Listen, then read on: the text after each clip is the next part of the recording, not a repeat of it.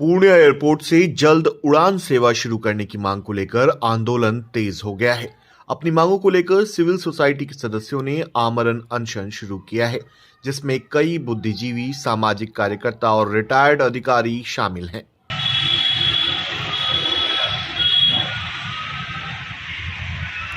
गौरतलब है कि 2015 में प्रधानमंत्री नरेंद्र मोदी ने एयरपोर्ट को चालू करने की घोषणा की थी।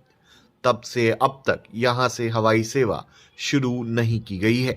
हालांकि एयरपोर्ट के लिए 52 एकड़ जमीन भी अधिग्रहित की गई है, लेकिन 15 एकड़ अतिरिक्त जमीन और 4 लेन कनेक्टिविटी के कारण मामला अटका हुआ है।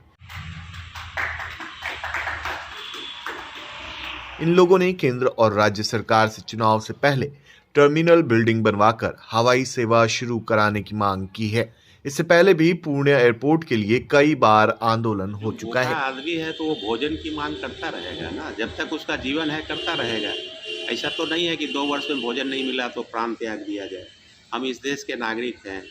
पूर्णिया प्रमंडल इतना उपेक्षित है, प्रताड़ित है।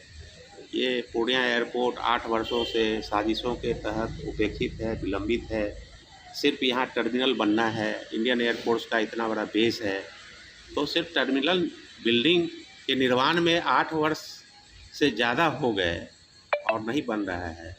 तो ये उपेक्षाओं की समाप्ति के लिए तो हम लोग सिर्फ भूख हड़ताल ही नहीं किए हैं, रोड मार्च किए हैं। प्रचार प्रसार के लिए क्या कहता है, पूर्णिया प्रमंडल के चारों जिलों में के सहित वेस्ट बंगाल का जो इलाका है उसमें किए हैं, रोड मार्च किए हैं, कैंडल मार्च किए हैं और कई एक्टिविटीज़ किए हैं। फिर भी जनप्रतिनिधि हैं, उन तक बात नहीं पहुंची या सरकार तक नहीं पहुंची। नहीं, जनप्रतिनिधि तक नहीं पहुंची। क्या जनप्रतिनिधि के जो श्रेष्ठतम व्यक्ति हैं माननीय प्रधानमंत्री जी और एनडीए का जितना भी पार्ट है, बिहार सरकार का जितना पार्ट है, स्थानीय प्रतिनिधि लगातार सबों को पिछले 8 वर्षों से उनके संज्ञान में मेल के माध्यम से, व्हाट्सएप के माध्यम से, ट्विटर के माध्यम से, फेसबुक के माध्यम से, पत्र लिख के, बाई पोस्ट जो होता है वो भी, ये सब तो लगातार जारी है। अब दिक्कत ये है कि जो हम लोग का इलाका है पूर्णिया प्रमंडल और इसके इर्द गिर्द पूर्णिया प्रमंडल, अर्थात पूर्णिया प्रमंडल को छोड़ दीजिए, पूर्णिया एयरपोर्ट के 100 किलोमीटर के रेडियस में 12 लोकसभा क्षेत्र आते हैं। उसमें बिहार के 10 हैं, एक झारखंड का है, एक वेस्ट बंगाल का है और 100 किलोमीटर के रेडियस में नेपाल की भी बहुत बड़ी आबादी आती है। अब पता नहीं क्यों सरकार और राजनीतिक दल ऐसा क्यों करती है। 12 लोकसभा क्षेत्रों में जो एनडीए को जो लाभ मिलेगा, उस लाभ को उससे क्यों वंचित रहना चाहती है एनडीए की सरकार या राजनीतिक दल। ये समझ से बाहर की बात है। ये रिसर्च का विषय है कि इतनी बड़ी आबादी, करोड़ों की आबादी के लिए जो मूल्यवान और लाइफलाइन पूर्णिया एयरपोर्ट साबित होगा, उसकी उपेक्षा 8 वर्षों से सिर्फ और सिर्फ इसलिए हो रही है हम लोग की नज़र में कि हम लोग का इलाका पॉलिटिकली बहुत वीक है, बहुत कमज़ोर है। जिसकी लाठी उसकी भैंस।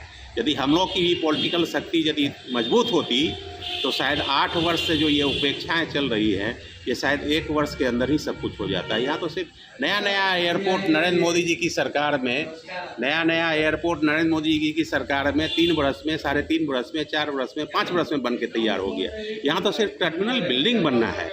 इतनी बड़ी उपेक्षा अशोभनीय है और इतनी बड़ी आबादी, सबका साथ सबका विकास, ये उस परिभाषा में ये इलाका क्यों नहीं आ रहा है। हवाई चप्पल पहनने वाला भी हवाई जहाज़ पर चलेगा, लेकिन इस करोड़ों आबादी को, हवाई चप्पल पहनने वाले इस करोड़ों आबादी के लोग हवाई चप्पल पे, अब ये हवाई जहाज़ पर चढ़ने से क्यों रोका जा रहा है, ये समझ के बाहर की बात है। यथाशक्ति तथा भक्ति, जितनी शक्ति है हम लोग करते आए हैं पिछले कई महीनों से। साप्ताहिक गतिविधियां हम लोग 6 महीने से अधिक चलाए, फिर अब हार धार के जब चुनाव की घोषणा होने वाली है तो फिर कर रहे हैं। ये जो चुनाव की घोषणा के पहले जितने भी रविवार या फिर सप्ताह में एक दिन ये गतिविधियां हम लोगों की जारी रहेगी। सरकार उसको समझे अथवा ना समझे, उसको महत्व दे अथवा ना दे, लेकिन हम अपने सिविल राइट्स के लिए हम लोग संघर्ष करते रहेंगे।